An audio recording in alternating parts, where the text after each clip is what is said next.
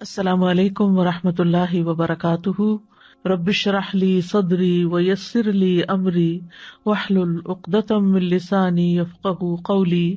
من کان یرید حرث الآخرۃ نزد لہ فی حرثہ ومن کان یرید حرث الدنیا نؤتہ منہا وما لہ فی الآخرۃ من نصیب۔ جو کوئی آخرت کی کھیتی چاہتا ہے ہم اس کے لیے اس کی کھیتی میں اضافہ کریں گے، اور جو کوئی دنیا کی کھیتی چاہتا ہے اسے ہم اس میں سے کچھ دے دیں گے، اور آخرت میں اس کے لیے کوئی حصہ نہیں۔ ہم سب جانتے ہیں کہ موت ایک اٹل حقیقت ہے، یہ بات ہم جانتے تو ہیں، لیکن اس کے باوجود ہم اسے سنجیدگی کے ساتھ نہیں لیتے کہ ہم نے مرنے کے بعد دوسری دنیا میں جانا ہے جہاں ہمارے اعمال کا حساب ہوگا۔ اس دنیا میں رہتے ہوئے ہم دنیا کے کاموں اور کامیابیوں کو ہی ترجیح دیتے ہیں، موت کے بعد یہ ساری صورتحال بدل جائے گی۔ انسان کو دنیا کے کسی کام اور کسی کامیابی سے کوئی دلچسپی نہ ہوگی، وہاں ایک ہی بات اس کے لیے نہایت اہم ہوگی کہ اللہ کی ناراضگی سے آج کیسے بچا جائے۔ اس بات کا پچھتاوا زیادہ ہوگا کہ میں نے آج کے اس دن کی تیاری کیوں نہ کی، یہاں کے لیے کچھ سامان کیوں نہ تیار کیا۔ دنیا کی زندگی میں بہت سے لوگ پریشانی کے وقت ساتھ کھڑے ہو جاتے ہیں، لیکن وہاں تنہا اکیلے ہی ساری صورتحال کا سامنا کرنا ہوگا۔ عقل مند وہ ہے جو آج کے دن میں کل کی تیاری کرے، جو کام بھی کرے اسے آخرت کو مد نظر رکھتے ہوئے کرے۔ آخرت کا چاہنے والا ہر کام آخرت کی نیت سے ہی کرے گا، اور دنیا کا پرستار دنیا ہی کے لیے، جبکہ یہ ایک حقیقت ہے کہ آخرت کا ثواب دنیا کے بدلے سے بہتر ہے۔ آئیے ہم اپنا جائزہ لیتے ہیں کہ ہماری بھاگ دوڑ کس مقصد کے لیے ہے، کس نیت کے ساتھ ہے۔ تو اس آیت میں جو سورۃ الشورى کی آیت نمبر 20 ہے، اللہ سبحانہ وتعالی ہمیں یہ بتا رہے ہیں کہ جو شخص اپنے عمل کے ذریعے آخرت کا ثواب چاہتا ہے وہ اللہ کے حقوق ادا کرتا ہے، وہ بندوں کے حقوق ادا کرتا ہے، تو ہم اس کے عمل کو قبول کر کے اس کو اس کا اجر بڑھا چڑھا کر دیتے ہیں، نیکی کا ثواب بڑھا کر 10 گنا کر دیتے ہیں، اور 10 گنا کے بعد جتنا چاہتے ہیں اضافہ کر دیتے ہیں۔ اور جو اپنے عمل، اپنی محنت، اپنی کوشش، ان سب چیزوں کے ذریعے سے صرف دنیا چاہتا ہو تو ہم اس کو صرف اتنا ہی دیتے ہیں جتنا ہم نے اس کے لیے تقدیر میں تقسیم کر دیا ہے، ملے گا وہی جو ہم نے لکھ دیا ہے، اور دوسری طرف آخرت میں اس کے لیے کوئی ثواب نہ ہوگا۔ اس آیت میں آخرت پر ایمان لانے والوں اور نہ لانے والوں کے حال کا ذکر کیا گیا ہے۔ مومن اپنے عمل سے آخرت کا امیدوار ہوتا ہے، اس کے بہت سے یا کم اعمال آخرت کی چاہت سے خالی نہیں ہوتے، لیکن جو شخص دنیا میں ہی سارے فائدے چاہتا ہے وہ حقیقت میں پھر آخرت پر ایمان نہیں لاتا۔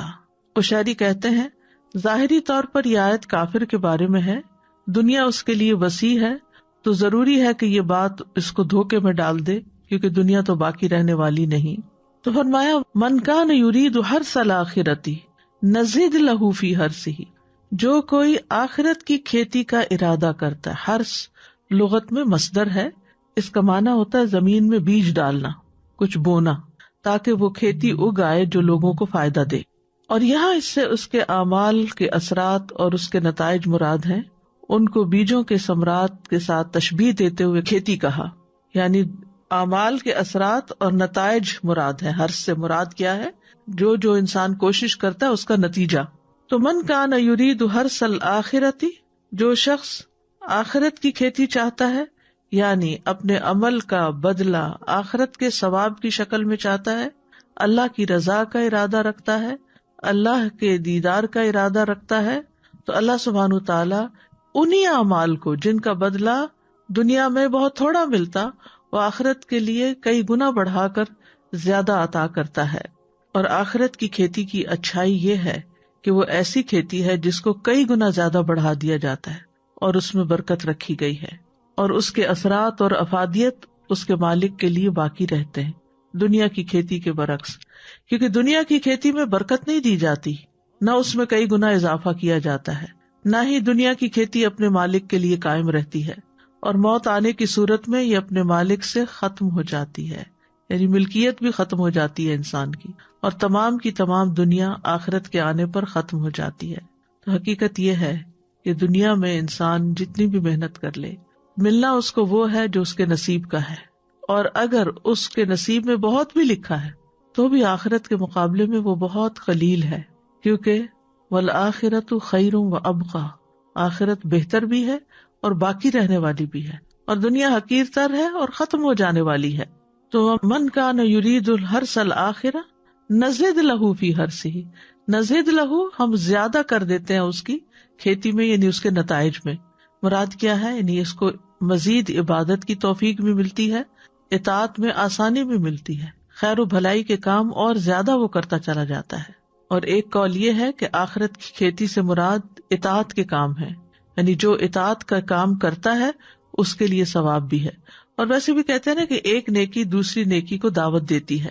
جب انسان ایک اچھا کام کرتا ہے تو اس کو اس میں ایک خاص لطف آتا ہے، اور پھر وہ مزید اور کرنا چاہتا ہے اور کرنا چاہتا ہے، اور اس طرح اللہ سبحانہ تعالیٰ آخرت کے ساتھ ساتھ اس کو دنیا کے بھی کچھ فائدے دے دیتا ہے، لیکن اس کو نیکیوں کی مزید توفیق عطا فرما دیتا ہے، یعنی اس کے لیے خیر کے دوسرے دروازے کھل جاتے ہیں، اس کو کئی دوسرے نیک اعمال کی راہیں مل جاتی ہیں جو وہ پہلے نہیں کر رہا ہوتا، اور جتنا جتنا جس کا اخلاص ہوتا ہے اس کی کھیتی اتنی ہی زیادہ پنپتی ہے۔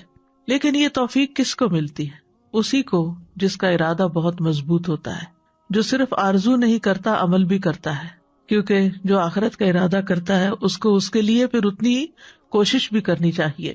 ومن کان یرید حرث الدنیا نؤتہ منہا، اور جو دنیا کی کھیتی چاہتا ہے، یعنی اپنی محنت کا نتیجہ دنیا میں پھلتے پھولتے دیکھنا چاہتا ہے، تو ہم اس کو بھی اس میں سے دے دیتے ہیں، لیکن دنیا میں جتنا ملے گا وہ دنیا کی حیثیت کے مطابق ہی ہوگا، یعنی جو دنیا میں اس کے نصیب میں لکھا گیا ہے وہ اس کو مل جاتا ہے، لیکن آخرت میں وہ خسارہ اٹھائے گا۔ اس کے برعکس جو آخرت کے لیے کوشش کرتا ہے اس کو دنیا پہ مل جاتی ہے، لیکن آخرت میں جو اس کا حصہ ہے وہ کئی گنا زیادہ ہو کر مل جاتا ہے۔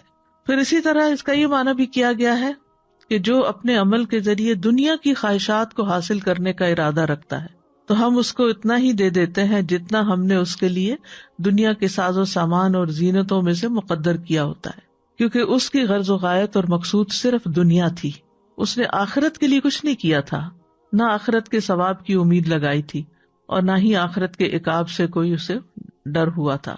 قتادہ کہتے ہیں اس کا مطلب یہ ہے کہ ہم اس کو اتنی مقدار میں دیتے ہیں جتنا اللہ نے اس کے لیے تقسیم کیا ہوتا ہے، جیسا کہ اللہ تعالیٰ کا فرمان ہے عجلنا لہ فیہا ما نشاء لمن نرید، ہم اس کو اس میں سے جلدی دے دیں گے جو چاہیں گے اس کے لیے، نؤتیہ منہا، تو اس میں سے اس کو دے دیں گے، یعنی جو وہ طلب کرتا ہے، جو وہ چاہتا ہے اس میں سے کچھ اس کو یہاں مل جائے گا، لیکن جو آخرت چاہتا ہے تو وہ کلا نمد ہؤلاء وہؤلاء من عطاء ربک، ہم ہر ایک کی مدد کرتے ہیں، ان کی بھی اور ان کی بھی، دنیا کے چاہنے والے کی بھی اور آخرت کے چاہنے والے کی بھی۔ وما لہ فی الآخرۃ من نصیب، اور آخرت میں اس کا کوئی حصہ نہ ہوگا، یعنی جس طرح ایک اچھی نیت رکھنے والے مومن کو اپنے اعمال کا آخرت میں کئی گنا بڑھا چڑھا کر بدلہ ملے گا، اس شخص کو جس نے صرف دنیا کے لیے کام کیا، جس کے پاس ایمان نہیں تھا یا ایمان کا دعویٰ وہ کرتا تھا لیکن نیت ساری دنیا ہی کے فائدوں پر تھی، تو اس کو وہاں پر کچھ بھی نہیں ملے گا، کیونکہ نہ اس کی کوشش آخرت کے لیے، نہ اس کی نیت آخرت کے لیے، اور اس طرح آخرت میں کوئی نصیب نہیں، یعنی اس کا جنت میں کوئی حصہ نہیں۔ آخرت میں محرومی کی وجہ کیا ہے؟ کیونکہ وہ آخرت کے لیے کام نہیں کرتا تھا۔ ایک اور جگہ پر آتا ہے وَقَدِمْنَا إِلَىٰ مَا عَمِلُوا مِنْ عَمَلٍ فَجَعَلْنَاهُ هَبَاءً مَنْثُورًا، اور ہم اس کی طرف آئیں گے اور جو انہوں نے کوئی بھی عمل کیا ہوگا تو اسے بکھرا ہوا غبار بنا دیں گے، یعنی وہ لوگ بھی جو دنیا چاہتے ہیں، محنت بھی کرتے ہیں، عمل کرتے ہیں، کھیتی باڑی کرتے ہیں، زراعت کرتے ہیں، لیکن وہ انہیں وہاں کوئی فائدہ نہ دے گی۔ کھیتی کی مثال دینے میں ایک حکمت بھی ہے، اس لفظ پر اگر آپ غور کریں تو آپ کو سمجھ آئے گی کہ کھیتی کرنے والا اپنی کھیتی میں اور کاشتکاری میں اور شجرکاری میں ہلکان ہو جاتا ہے، وہ نہ دن دیکھتا ہے نہ رات دیکھتا ہے، دن کے وقت سخت دھوپ میں کام کرتا ہے، راتوں کی نیند قربان کر کے سخت سردیوں میں رات کے وقت کھیتوں کو پانی لگا رہا ہوتا ہے۔ کیوں؟ اس لیے کہ اس کو اس کھیت سے غلے اور پھل کی توقع ہوتی ہے، امید ہوتی ہے کہ یہ کھیتی کچھ فائدہ لائے گی۔ تو چونکہ زمین میں ہل جوتنا کھیتی کرنے میں کمائی کے بنیادی اصول میں سے ہے، تو ہر کمانے کے لیے پھر یہ بطور استعارہ استعمال کیا گیا ہے۔ اسی سے ابن عمر کا فرمان ہے، آپ دنیا کی کھیتی اس طرح کریں گویا آپ نے ہمیشہ زندہ رہنا ہے، اور آخرت کے لیے اس طرح عمل کریں جیسے کل ہی آپ کو موت آنی ہے۔ یعنی اگر آپ ایک دن دنیا کی کھیتی نہیں کریں گے تو آپ کہیں گے کہ کل بھی وقت مل جائے گا، لیکن آخرت کے لیے فوری عمل کریں کیونکہ ہو سکتا ہے کل وقت نہ ملے۔ اسی سے نام حارث ہے، حارث کہتے ہیں کسان کو، تو کسان کو اس کے اس عمل کی وجہ سے یہ نام دیا گیا ہے۔ اسی طرح انسانوں میں سے بھی نام حارث رکھا جاتا ہے، اور یہ ایک سچا اور اچھا نام ہے۔ نبی صلی اللہ علیہ وسلم نے فرمایا، عبداللہ اور عبد الرحمن سب سے بہترین، اور حمام اور حارث سب سے سچے نام ہیں، جبکہ بدترین نام حرب اور مرہ ہے۔ حرب کہتے ہیں جنگ کو، اور مرہ کہتے ہیں کڑوے کو۔ تو زمین سے کیا ملتا ہے انسان کو، کیا نکلتا ہے اس کے لیے؟ جتنی وہ محنت کرتا ہے، جتنا وہ اپنی پوری کوشش کے ساتھ ساتھ اپنے ذہن کے ساتھ ساتھ سوچ سمجھ کر اس میں وقت کے آنے پر مناسب موسم پر وہ کھیتی لگاتا ہے۔ تو دنیا اور آخرت کے ثواب کے حوالے سے لوگوں کی کچھ قسمیں ہیں۔ نمبر 1، عبادت کو بغیر ثواب کے کرنے والے، یعنی کچھ لوگ ایسے ہیں کہ جو عمل کرتے ہیں، نماز روزہ کرتے ہیں، حج زکوٰۃ بھی کرتے ہیں، علم بھی حاصل کرتے ہیں، لیکن ان کے دل میں ان ساری کوششوں کی یہ خواہش نہیں ہوتی کہ اس کا ہمیں آخرت میں بدلہ ملے۔ نیت کے بغیر ہی کر رہے ہیں۔ نماز ہے تو مشینی طور پر پڑھے جا رہے ہیں، زکوٰۃ ہے تو چونکہ زکوٰۃ فرض ہے اس لیے دینی ہے، دے دیا، لیکن ان کی نیت اور ارادہ نہیں ہوتا پیچھے کوئی کہ ہمیں اس کا آخرت میں ثواب ملے۔ نمبر 2، عبادت کے کاموں میں آخرت کا ثواب اور دنیا کا بھی ثواب کا ارادہ رکھنے والے۔ تو یہ دوسری قسم کے لوگ ہیں جو عبادت کے عمل اس طرح ادا کرتے ہیں کہ وہ عبادت کے عمل کے ذریعے آخرت کا ارادہ بھی رکھتے ہیں اور دنیا کا بھی۔ جیسے کوئی انسان جہاد کرتا ہے لیکن اس سے دنیا کے ساز و سامان کا بھی ارادہ کرتا ہے۔ آپ سے پوچھا گیا کہ اگر کوئی جہاد کرتا ہے لیکن وہ چاہتا ہے کہ آخرت کے ساتھ ساتھ اس کو دنیا میں بھی ملے، تو آپ نے فرمایا اس کو کوئی ثواب نہیں۔ تیسرا وہ ہے عبادت کے کام سے آخرت کا ثواب حاصل کرنے والے لوگ۔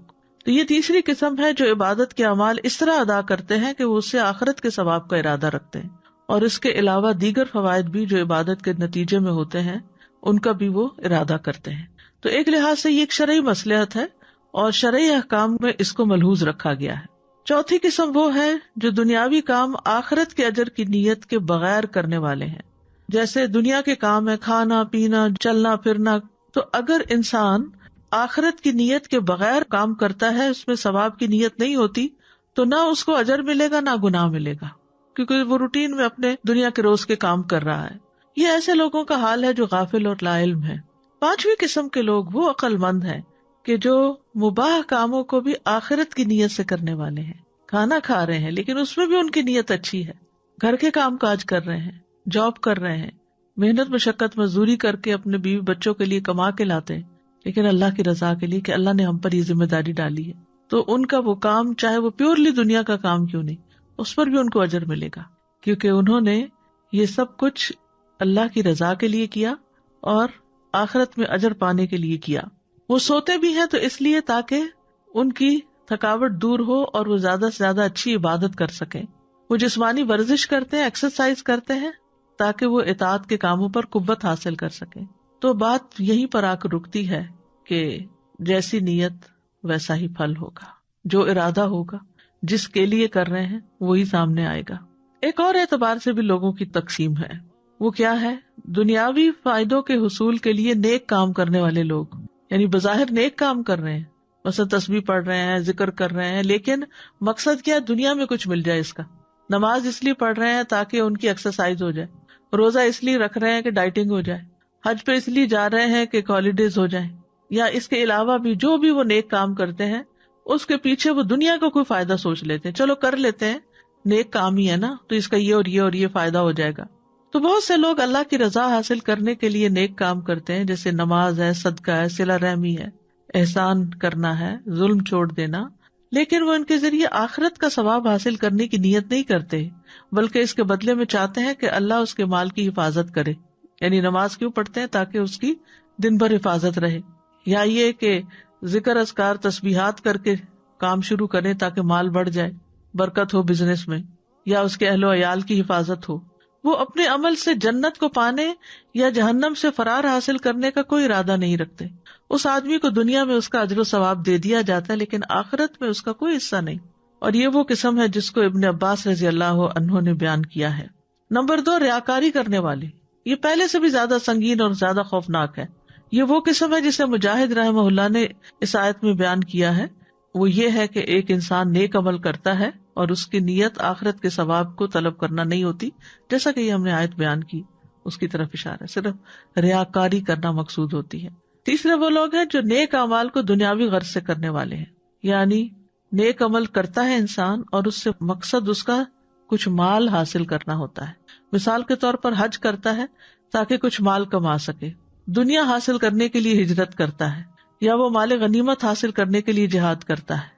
تو اس آیت کی تفسیر میں اس قسم کو بھی بیان کیا جاتا ہے، یعنی جیسے ایک انسان علم حاصل کرتا ہے تاکہ اپنے گھر والوں کو پڑھا سکے، یا وہ اس کے ذریعے کوئی لیڈرشپ کا رول ادا کر سکے، یا قرآن سیکھتا ہے تاکہ وہ کسی مسجد میں کام کر کے نماز پڑھا کے کوئی جاب کر سکے. تو یہ وہ لوگ ہیں جو نیک اعمال کو دنیاوی غرض سے کرتے ہیں. تجوید اس لیے سیکھ رہے ہیں تاکہ اس کے ذریعے مال کما سکے. چوتھا وہ شخص ہوتا ہے جو ایمان سے محروم ہوتا ہے، یعنی ویسے ایمان نہیں ہے، کام اچھے کر رہے ہیں لیکن مسلمان نہیں ہے، تو ان کا بھی اجر کچھ نہیں ملے گا، کیونکہ قرآن مجید میں آتا ہے انما یتقبل اللہ من المتقین، اللہ متقی لوگوں سے ہی قبول کرتا ہے. تب ہمیں سوچنا چاہیے کہ ہم کیا چاہتے ہیں. مثلا ہم اگر اس وقت یہ لیکچر سن رہے ہیں تو کس نیت سے سن رہے ہیں، پڑھا رہے ہیں تو کس نیت سے پڑھا رہے ہیں، سیکھ رہے ہیں تو کس نیت سے سیکھ رہے ہیں، کیونکہ اللہ کے پاس دونوں بدلے ہیں، دنیا بھی ہے آخرت بھی ہے، دونوں کا مالک وہی ہے. ہم کیا چاہتے ہیں یہ اس پہ ڈیپینڈ کرتا ہے کہ ہمارا ارادہ کیا ہے. سورۃ النساء میں آتا ہے من کان یرید ثواب الدنیا فعند اللہ ثواب الدنیا والآخرہ وکان اللہ سمیعا بصیرا. جو شخص دنیا کا بدلہ چاہتا ہو تو اللہ ہی کے پاس دنیا اور آخرت کا بدلہ ہے، اور اللہ ہمیشہ سے سب کچھ سننے والا اور سب کچھ دیکھنے والا ہے. اسی طرح ایک اور جگہ سے پتہ چلتا ہے کہ دنیا چاہنے والے کو دنیا اور آخرت کے طلبگار کو آخرت ملے گی. سورۃ بنی اسرائیل میں ہے من کان یرید العاجلۃ عجلنا لہ فیہا ما نشاء لمن نرید ثم جعلنا لہ جہنم یصلاها مذموما مدحورا ومن اراد الآخرۃ وسعى لها سعیها وہو مؤمن فاولئک کان سعیہم مشکورا. جو شخص اس جلدی والی دنیا کا ارادہ رکھتا ہو ہم اس کو اس میں سے جلدی دے دیں گے، جو چاہیں گے، جس کے لیے چاہیں گے. پھر ہم نے اس کے لیے جہنم بنا رکھی ہے، یعنی جو دنیا چاہتا ہے اس کو دنیا میں سے دے دیں گے لیکن آخرت میں جہنم ہے اس کے لیے، اس میں داخل ہوگا مذمت کیا ہوا، دھتکارا ہوا. اور جس نے آخرت کا ارادہ کیا اور اس کے لیے کوشش کی جو اس کے لائق کوشش ہے جبکہ وہ مومن ہو، تو یہی لوگ ہیں جن کی کوشش ہمیشہ سے قدر کی ہوئی ہے. پھر دنیا چاہنے والے کو دنیا میں اعمال کا بدلہ مل جاتا ہے. سورۃ ہود میں آتا ہے من کان یرید الحیات الدنیا وزینتہا نوفی الیہم اعمالہم فیہا وہم فیہا لا یبخسون. جو کوئی دنیا کی زندگی اور اس کی زینت کا ارادہ رکھتا ہو ہم انہیں ان کے اعمال کا بدلہ اسی دنیا میں پورا دے دیں گے اور اس دنیا میں ان سے کمی نہ کی جائے گی، یعنی ان کی کوشش کے مطابق ان کو مل جائے گا. رسول اللہ صلی اللہ علیہ وسلم نے فرمایا اعمال کا دار و مدار نیتوں پر ہے. ہر انسان کے لیے وہی ہے جس کی اس نے نیت کی ہو. جس نے اللہ اور اس کے رسول کی طرف ہجرت کی تو اس کی ہجرت اللہ اور اس کے رسول کی طرف ہے، اور جس نے دنیا حاصل کرنے کے لیے ہجرت کی یا کسی عورت سے نکاح کرنے کے لیے تو اس کی ہجرت اسی کی طرف ہے جس کی طرف ہجرت کی نیت کی. اسی طرح رسول اللہ صلی اللہ علیہ وسلم نے فرمایا اس امت کو عظمت اور رفعت، دین و نصرت اور زمین میں اقتدار کی خوشخبری دے دو، سو جو ان میں سے آخرت کا عمل دنیا کے لیے کرے گا اس کا آخرت میں کوئی حصہ نہ ہوگا، لیکن اگر آخرت کی نیت سے کریں گے تو دنیا بھی ملے گی اور آخرت بھی ملے گی، دونوں مل جائیں گی. اگر حقیر دنیا کی نیت ہوگی تو حقیر ہی ملے گا، اور اگر بہترین آخرت کی نیت ہوگی تو بہترین ہی ملے گا. یہ بھی یاد رکھیے کہ جو عمل صرف اللہ کے لیے کیے جائیں وہی قبول ہوتے ہیں، باقی قبول نہیں ہوتے. ابو امامہ باہلی سے روایت ہے، وہ کہتے ہیں ایک شخص نبی صلی اللہ علیہ وسلم کے پاس حاضر ہوا اور کہنے لگا آپ بتائیے، ایک شخص جنگ کے لیے جاتا ہے اور ثواب اور شہرت دونوں کا طلبگار ہے، اسے ثواب بھی چاہیے، اسے فیم بھی چاہیے، اسے کیا ملے گا؟ آپ نے فرمایا اسے کچھ نہیں ملے گا. اس شخص نے یہ سوال 3 بار دہرایا. رسول اللہ صلی اللہ علیہ وسلم تینوں بار یہ فرما رہے تھے کہ اسے کچھ نہیں ملے گا. پھر آپ نے فرمایا اللہ صرف اس عمل کو قبول کرتا ہے جو خالص اس کے لیے کیا جائے اور اس کے ذریعے صرف اسی کا چہرہ مقصود ہو. اس کے برعکس دنیا داری کے لیے کیا گیا عمل ناقابل قبول ہے. رسول اللہ صلی اللہ علیہ وسلم نے فرمایا، بے شک اللہ تعالیٰ فرماتا ہے میں سب شریکوں سے بہترین ہوں، پس جس نے کسی کو میرے عمل میں شریک کیا تو وہ عمل اسی شریک کے لیے، یعنی میں نہیں لوں گا وہ. اے لوگوں، اپنے اعمال کو اللہ کے لیے خالص کرو، کیونکہ اللہ عز و جل خالص عمل کو ہی قبول کرتا ہے. اور یہ مت کہو کہ یہ چیز اللہ اور رشتہ دار کے لیے ہے، کیونکہ جو چیز رشتے کی خاطر کسی کو دی جاتی ہے تو وہ رشتے ہی کے لیے، اللہ کا اس میں کچھ حصہ نہیں. اور نہ یہ کہو کہ یہ چیز اللہ کے لیے اور تمہارے لیے، پس وہ تمہارے ہی لیے ہوگی، اللہ کے لیے اس میں کچھ نہیں ہوگا. مطلب کیا اس کا کہ اگر انسان کہے کہ میں تمہاری خوشی کے لیے یہ کر رہا ہوں اور اللہ کی خوشی کے لیے بھی کر رہا ہوں، تو بندے کی خوشی اگر اس کا دل چاہ تو وہ تو ہو جائے گا، لیکن اس کام میں پھر اللہ کی خوشی نہیں. جو کام اللہ کی خوشی کے لیے بس وہ اللہ ہی کی رضا کے لیے دل میں انسان کی نیت ہونی چاہیے. لیکن یہ ہے کہ جب آپ اللہ کو راضی کرنے کے لیے بندوں کے ساتھ احسان کرتے ہیں تو بندے واقعی راضی ہو جاتے ہیں. لیکن اگر آپ اللہ کو بھلا کر صرف بندوں کو راضی کرنے کے پیچھے چل پڑتے ہیں تو بعض اوقات بندے بھی راضی نہیں ہوتے اور اللہ تو ویسے ہی راضی نہیں. اسی طرح ایک ہی عمل مختلف نیتوں کی بنا پر قبول یا رد ہو جاتا ہے. رسول اللہ صلی اللہ علیہ وسلم نے فرمایا، گھوڑے 3 قسم کے ہیں، یہ ایک آدمی کے لیے باعث اجر ہیں، ایک آدمی کے لیے پردہ پوشی کا باعث ہے، اور ایک کے لیے بوجھ اور گناہ کا سبب ہے. وہ گھوڑے جو اس کے مالک کے لیے اجر کا سبب ہیں تو ان کا مالک وہ آدمی ہے جو انہیں اللہ کے راستے میں پالتا ہے، اچھی نیت سے تیار کرتا ہے. تو یہ گھوڑے کوئی چیز اپنی پیٹ میں نہیں ڈالتے مگر اللہ اس کی وجہ سے اس کے لیے اجر لکھ لیتا ہے. جیسے آپ اللہ کے راستے میں اپنی گاڑی لے جا رہے ہیں اور اس میں پیٹرول ڈلواتے ہیں صرف اس لیے کہ اللہ کی رضا ہو، اس کو بوجھ نہیں سمجھتے، تو وہ اللہ ہی کے لیے ہے. لیکن اس کے برعکس اگر دنیا کے مقاصد ہیں تو پھر دنیا کے لیے، اور اگر انہیں وہ چراگاہ میں چراتا ہے تو وہ کوئی چیز بھی نہیں کھاتے مگر اللہ اس کے لیے ان کے لیے اجر لکھ لیتا ہے. اگر وہ انہیں کسی نہر سے پانی پلاتا ہے تو پانی کے ہر قطرے کے بدلے جسے وہ پیٹ میں اتارتے ہیں اس کے لیے اجر ہے. حتیٰ کہ آپ نے ان کے پیشاب اور لید کرنے میں بھی اجر کا تذکرہ کیا. اور اگر یہ گھوڑے 1 یا 2 ٹیلوں کا فاصلہ دوڑیں تو اس کے لیے ہر قدم کے عوض جو وہ اٹھاتے ہیں اجر لکھ لیا جاتا ہے. سبحان اللہ، یعنی اجر کی قسمیں آپ دیکھیں. ایک گھوڑا جو اللہ کے راستے میں آپ نے دیا، پھر وہ کھائے، وہ پیے، وہ پیشاب کرے، وہ چلے دوڑے، وہ کچھ بھی کرے، وہ ایک قطرہ بھی پانی پیے تو وہ پانی پلانے کا بھی اجر آپ کو مل رہا ہے. پانی وہ پی رہا ہے، اجر آپ کو مل رہا ہے. دانا وہ کھا رہا ہے، اجر آپ کو مل رہا ہے. دوڑ وہ رہا ہے، تھک وہ رہا ہے، اجر آپ کو مل رہا ہے. یعنی اس کے ریشے ریشے کے ساتھ آپ کے لیے اجر لگ جاتا ہے. اور اس سے پتہ چلتا ہے کہ اچھی نیت کی برکت کتنی زیادہ ہوتی ہے. اور وہ انسان جس کے لیے باعث پردہ ہے تو یہ وہ آدمی ہے جو انہیں عزت اور شرف اور زینت کے طور پہ رکھتا ہے، اور تنگی آسانی ہر حال میں ان کی پشتوں اور ان کی پیٹھوں کا حق نہیں بھولتا، یعنی ان کا خیال رکھتا ہے، اس کے لیے بھی کچھ نہ کچھ اجر ہوگا.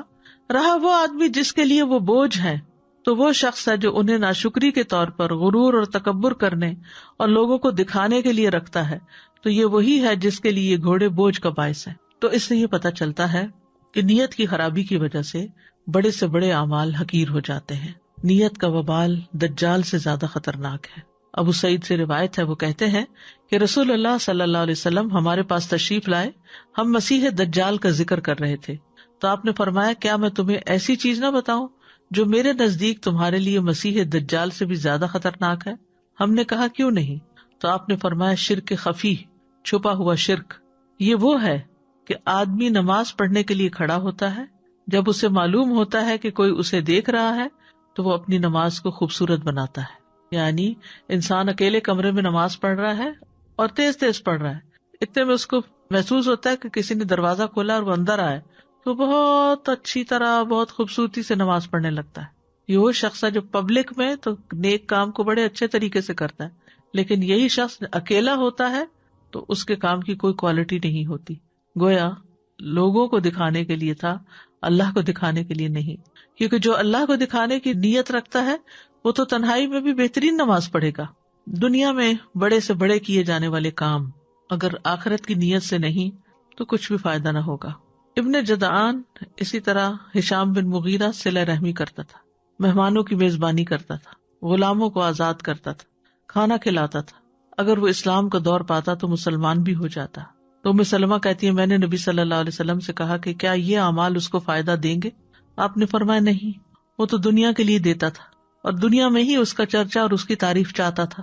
اس نے ایک دن بھی نہیں کہا تھا رب اغفر لی خطیئتی یوم الدین، اے میرے رب بدلے کے دن میری خطاؤں کو معاف کر دینا. یعنی اس کے ذہن میں آخرت تھی ہی نہیں، آخرت کی کھیتی نہیں تھی، اس لیے اس کو دنیا میں جو ملنا تھا مل گیا، اب وہاں کے لیے کچھ نہیں ہے.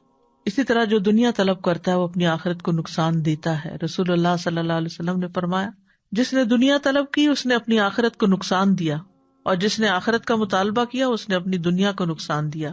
پس تم باقی رہنے والی زندگی کے بدلے فنا ہونے والی دنیا کا نقصان ہونے دو. یعنی اگر دو چیزوں میں ایک کو چوز کرنا پڑے تو آخرت کو چوز کرو. رسول اللہ صلی اللہ علیہ وسلم نے فرمایا جب اللہ عز و جل اولین و آخرین کو اس دن جمع فرمائے گا جس میں کوئی شک و شبہ نہیں، تو ایک منادی آواز لگائے گا، جو شخص کسی عمل میں اللہ تبارک و تعالیٰ کے لیے شریک ٹھہراتا ہو اسے چاہیے کہ اس کا ثواب بھی اللہ عز و جل کے علاوہ سے طلب کرے، کیونکہ اللہ عز و جل تمام شرکاء سے زیادہ شرک سے بے نیاز ہے. یعنی جو کام جس کے لیے کیا ہے اب اسی سے بدلہ لو، اللہ کی طرف سے تمہیں کچھ نہیں ملنے والا. اسی طرح دین کا کام بھی اگر دنیا کی نیت سے کیا جائے، شہرت کی نیت سے کیا جائے تو اس کا بھی کوئی اجر نہیں ہوگا.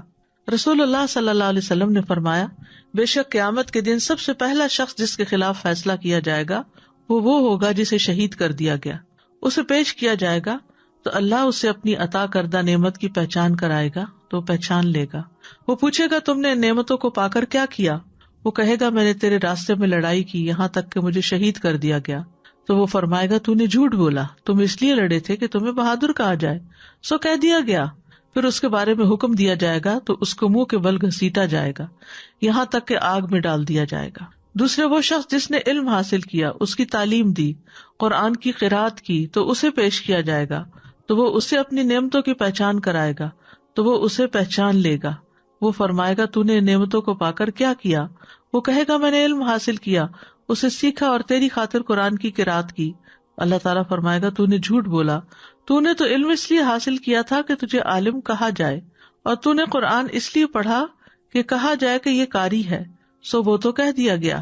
پھر اس کے بارے میں حکم دیا جائے گا کہ اسے منہ کے بل گھسیٹتے ہوئے آگ میں ڈال دیا جائے تو وہ ڈال دیا جائے گا. پھر وہ شخص جس کو اللہ نے وسعت دی، ہر طرح کا مال عطا کیا، اسے لایا جائے گا.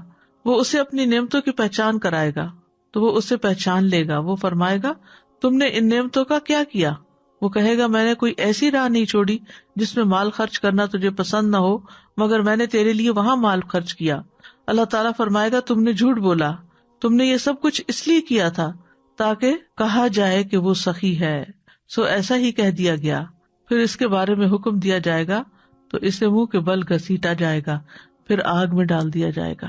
آپ سوچئے کہ وہ لوگ ہیں جو لیڈرز ہیں، جو ٹاپ پر ہیں نیکی کرنے کے، کہ ہر فیلڈ میں انہوں نے صدقہ کیا اور خوب علم حاصل کیا اور سکھایا بھی، اور پھر اللہ کے راستے میں لڑ کے جان دے دی. کسی نے جان دے دی، کسی نے جوانی دے دی، کسی نے عمر دے دی، کسی نے مال دے دیا، لیکن آخرت میں کچھ بھی نہیں ملے گا. وجہ نیت کی خرابی. اسی طرح دنیا کی خاطر علم سیکھنے والے کی سزا ہے. رسول اللہ صلی اللہ علیہ وسلم نے فرمایا من تعلم علما مما یبتغى به وجه اللہ عز وجل، کہ وہ علم جو اللہ کے چہرے کے لیے حاصل کیا جاتا ہے، جیسے قرآن کا پڑھنا، تجوید ہے، جس نے اسے دنیا کا مال حاصل کرنے کے لیے سیکھا، یعنی پڑھنا شروع کیا تو سوچا کہ اللہ کے لیے پڑھ رہا ہوں، لیکن تھوڑا سا بھی آگے جا کر اپنی نیت بدل دی تو قیامت کے دن جنت کی اس کو خوشبو بھی نہ آئے گی. پھر اسی طرح آپ نے فرمایا علم اس لیے حاصل نہ کرو کہ علماء کے سامنے فخر کرو یا جاہلوں سے تکرار کرو، اور نہ ہی علم سے دنیاوی جاہ کی مجلس تلاش کرو، جو ایسا کرے گا تو آگ ہے. پھر ریاکاری کا عظیم خسارہ ہے. رسول اللہ صلی اللہ علیہ وسلم نے فرمایا جو شخص شہرت کا طالب ہو اس کی بدنیتی قیامت کے دن سب کو سنائی جائے گی. اس طرح کہ جو کوئی لوگوں کو دکھانے کے لیے نیک کام کرے گا، اللہ بھی قیامت کے دن ان کو سب لوگوں کو دکھلا دے گا. پھر اسی طرح دنیا اور آخرت کا اگر کمپیریزن کیا جائے تو آخرت ایک اٹل حقیقت ہے. آخرت کے مقابلے میں دنیا کی حقیقت کیا ہے؟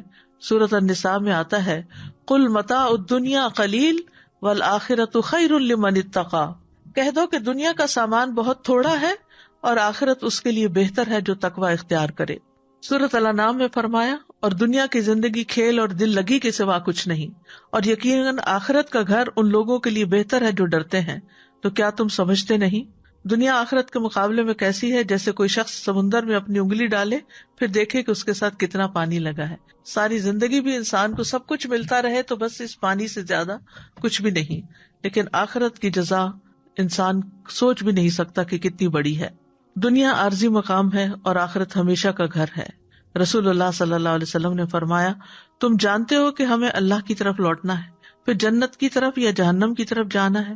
وہ ایسی مستقل اقامت گاہ ہے کہ وہاں سے روانگی نہیں، وہ ایسی ہمیشگی ہے جس میں موت نہیں آئے گی، وہاں ایسے جسم ہوں گے جو مرنے والے نہیں ہوں گے۔ تو اس لیے انسان وہاں کے لیے کام کرتا رہے، اور اصل زندگی جو ہے وہ آخرت کی زندگی ہے۔ وما هذه الحیات الدنیا الا لہو ولعب وان الدار الآخرۃ لہی الحیوان لو کانوا یعلمون۔ اور دنیا کی زندگی کچھ نہیں مگر ایک دل لگی اور کھیل، اور بے شک آخرت کا گھر یقیناً وہی اصل زندگی ہے اگر وہ جانتے ہوتے۔ اور دنیا کی زندگی کے فائدے بہت معمولی ہیں۔ دنیا کتنی بھی خوبصورت کیوں نہ ہو، آخرت کے مقابلے میں بہت حقیر ہے، لیکن ان سب باتوں کے باوجود ہم آخرت کو اتنی امپورٹنس نہیں دیتے۔ فرمایا بل تؤثرون الحیات الدنیا والآخرۃ خیر وابقی، بلکہ تم دنیا کی زندگی کو ترجیح دیتے ہو، حالانکہ آخرت کہیں بہتر اور زیادہ باقی رہنے والی ہے۔ ہم دیکھتے ہیں کہ انبیاء کو آخرت کے لیے خالص کیا گیا، انا اخلصناہم بخالصۃ ذکر الدار وانہم عندنا لمن المصطفین الاخیار۔ بے شک ہم نے انہیں ایک خاص صفت کے ساتھ چن لیا جو اصل گھر کی یاد ہے، اور بلا شبہ وہ ہمارے نزدیک یقیناً چنے ہوئے بہترین لوگوں میں سے تھے، یعنی پیغمبر جو تھے۔ پھر اللہ کے عام بندوں کی صفت بھی یہی ہے کہ وہ آخرت سے ڈرتے رہتے ہیں۔ یوفون بالنذر ویخافون یوما کان شرہ مستطیرا، جو اپنی نظر پوری کرتے ہیں اور اس دن سے ڈرتے ہیں جس کی مصیبت ہر طرف پھیلی ہوئی ہوگی۔ پھر اسی طرح آخرت کا گھر ان کے لیے ہے جو اللہ کی خاطر عمل کرے۔ والذین صبروا ابتغاء وجہ ربہم، وہ لوگ جنہوں نے اپنے رب کا چہرہ پانے کے لیے صبر کیا اور نماز قائم کی، اور ہم نے جو کچھ انہیں دیا اس میں سے پوشیدہ اور ظاہر خرچ کیا، اور برائی کو نیکی کے ساتھ ہٹاتے ہیں، یہی لوگ ہیں جن کے لیے گھر کا اچھا انجام ہے، یعنی آخرت کا انجام اچھا ہے۔ یہ یاد رکھیے کہ عقل مند وہی ہوتا ہے جو وقت کے آنے سے پہلے تیاری کی فکر لگائے رکھے، اور آخرت پر ایمان لوگوں کا ایک امتحان بھی ہے۔ آخرت پر ایمان نہ ہونے کا نقصان کیا ہے کہ انسان سیدھے راستے سے دور ہو جاتا ہے، قرآن سمجھ میں نہیں آتا، اعمال ضائع ہو جاتے ہیں، قیامت کے دن سخت نقصان اٹھاتا ہے انسان، قیامت کے دن نیکیوں کا کوئی فائدہ نہ ہوگا۔ پھر دنیا کی حرص کی مذمت بھی کی گئی ہے قرآن و حدیث میں۔ ابن عباس کہتے ہیں کہ اللہ نے دنیا کو 3 اجزاء میں تقسیم کیا ہے، ایک حصہ مومن کے لیے، ایک حصہ منافق کے لیے، اور ایک حصہ کافر کے لیے۔ مومن آخرت کے لیے زیادہ راہ لیتا ہے یہاں، اور منافق دنیا کی زینت اختیار کرتا ہے، اور کافر خوب عیش کرتا ہے، یعنی دنیا میں یہ ہوتا ہے۔ اسی طرح دنیا کا حقیر بندہ بننے کی بھی مذمت کی گئی ہے۔ نبی صلی اللہ علیہ وسلم نے فرمایا، ہلاک ہوا درہم کا بندہ، ہلاک ہوا دینار کا بندہ، ہلاک ہوا منقش چادر کا بندہ، اگر اسے مل جائے تو راضی، نہ ملے تو ناراض، اللہ کرے یہ ہلاک ہو جائے، سر نگوں ہو کر گر پڑے، اگر اسے کانٹا چبھے تو کوئی نہ نکالے۔ یہ نبی صلی اللہ علیہ وسلم کی بد دعا ہے ایک طرح سے اس شخص کے لیے کہ جو ہر کام صرف دنیا کے فائدے کے لیے کرتا ہے۔ آخرت چاہنے والے دنیا کو ایک ضرورت سمجھتے ہیں، دنیا سے محبت نہیں کرتے۔ دنیا اور آخرت میں سے ایک کو راضی کرنا ہوتا ہے۔ علی رضی اللہ عنہ کہتے ہیں، دنیا اور آخرت آپس میں 2 سوتنے ہیں، آپ جتنا ایک کو راضی کریں گے دوسری آپ سے اتنی ہی ناراض ہو جائے گی۔ دنیا کس لیے ہے؟ تاکہ ہم اپنی آخرت کمائیں، اس لیے ہم اپنے آپ کو آخرت کے کاموں میں مشغول کر لیں اور دنیا کو امانت سمجھتے ہوئے زندگی گزاریں۔ حسن کہتے ہیں، اللہ ان لوگوں پر رحم کرے جن کے نزدیک دنیا ایک امانت تھی اور انہوں نے اس امانت کو، اس ہستی کو ادا کر دیا جس نے ان کو اس دنیا پر امانت دار بنایا تھا، پھر وہ ہلکے پھلکے ہو کر چل دیے۔ ابو سلیمان کہتے ہیں، دنیا کی خواہشات سے صبر صرف وہی کر سکتا ہے جس کے دل میں وہ چیز ہو جو اسے آخرت کے ساتھ مشغول کر دے، لہذا صرف ضرورت کی دنیا رکھنی چاہیے۔ سفیان کہتے ہیں، دنیا میں سے اپنے جسم کے لیے لے لو اور آخرت میں سے اپنے دل کے لیے لے لو۔ سفیان ثوری کہتے ہیں، دنیا میں بے رغبتی لوگوں سے بے رغبتی اختیار کرنا ہے، اور سب سے پہلے اپنے نفس کے متعلق زہد اختیار کرو. دنیا کے ساتھ ساتھ آخرت کی بھلائی کے لیے دعا کرنی چاہیے. ربنا آتنا فی الدنیا حسنۃ وفی الآخرۃ حسنۃ وقنا عذاب النار. پھر عافیت کا سوال کرنا چاہیے.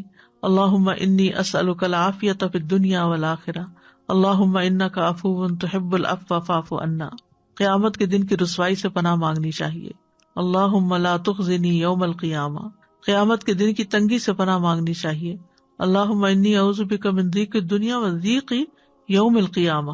کرنے کے کام یہ ہے کہ نمبر 1 ہر کام اللہ کی رضا حاصل کرنے کی نیت سے کریں الا ابتغاء وجہ ربہ الاعلی.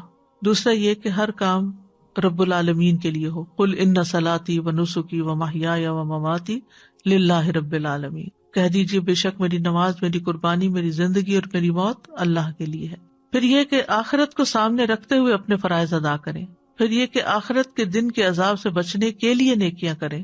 اپنے مال و اسباب کو آخرت بنانے کے لیے استعمال کریں. آخرت کو سامنے رکھتے ہوئے صدقہ کریں، کیونکہ اگر آخرت ہماری سنور گئی تو دنیا بھی سنور جائے گی. اور آخرت کی یاد کے لیے وقتاً فوقتاً قبروں کی زیارت کرتے رہیں. اس سے انسان کو اندازہ ہو جاتا ہے کہ دنیا میں کتنا بھی بڑا گھر بنا لوں لیکن آنا بالآخر مجھے یہی اس گھر میں ہے. دنیا کے گھر میں تو چند سال رہیں گے لیکن قبر میں معلوم نہیں کب تک رہیں.